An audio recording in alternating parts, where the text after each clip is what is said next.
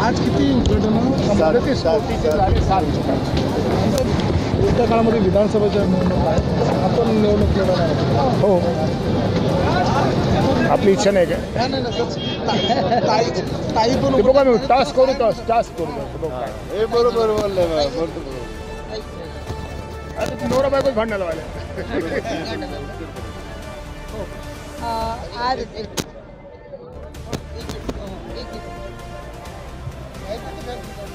आज कंधार शहरामध्ये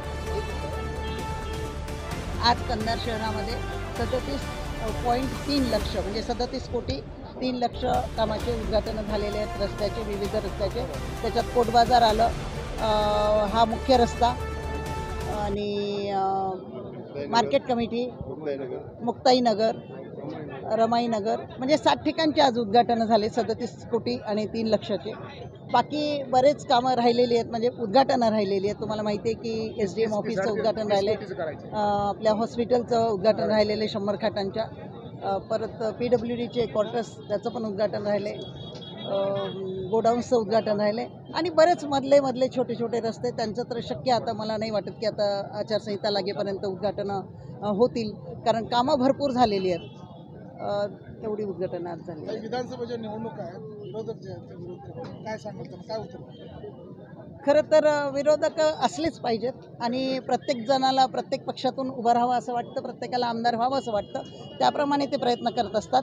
पण आम्हाला माहिती आहे की पुढचा आमदार 100% श्यामसुंदर शिंदे साहेब, म्हणजे शिंदे कुटुंबातलाच आमदार असेल. कोणत्या पक्षाकडून असतील?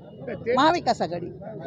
लोहा आणि कंधारमध्ये जोरदार अशी चर्चा आहे की यंदा शिंदे कुटुंब तुतारी घेऊन उभं टाकणार आहे. हो, शक्यता आहे, नाकारता येत नाही.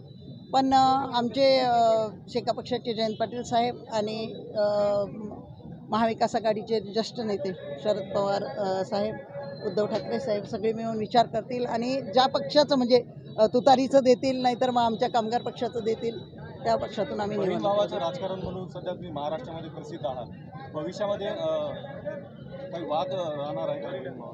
नाही, वाद राहणार आहे की नाही, मुद्दाम वाद करावा म्हणून कोणी वाद करत नाही, पण राजकारणामध्ये वाद झाला तर तो करावाच लागतो आणि दोघांचे वेगवेगळे पक्ष असल्यामुळं त्या पद्धतीनेच आपापल्या पक्षाच्या धर्तीवरच आपल्याला निवडणूक लढवावी लागते. आव्हान कोणाचं आहे लोहा कंधारमध्ये? आम्हाला आव्हान कोणाचंच वाटत नाही.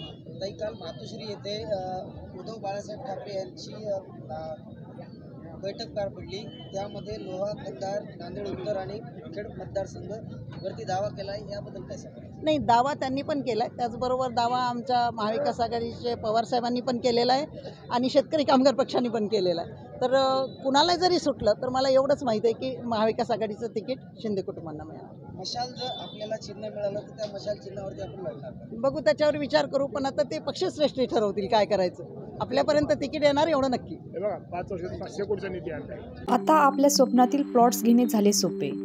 रायकरमाळा धायरी येथे, हिरा पार्क येथे 1, 2 आणि 3 गुंठ्यांचे बंगलो प्लॉट्स, सर्व सोयी सुविधायुक्त, रोख खरेदीवर आकर्षक सूट. अधिक माहितीसाठी संपर्क करा